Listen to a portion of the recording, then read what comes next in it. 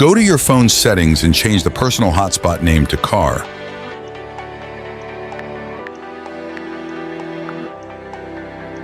And the password to 123456778. Once that's done, the F9 will automatically connect to your phone's hotspot.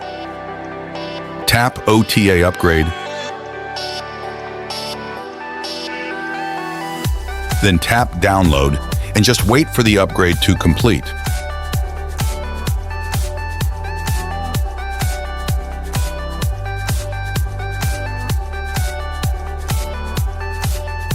Put the upgrade file on a USB drive, plug the USB drive into the F9, and it will start upgrading automatically.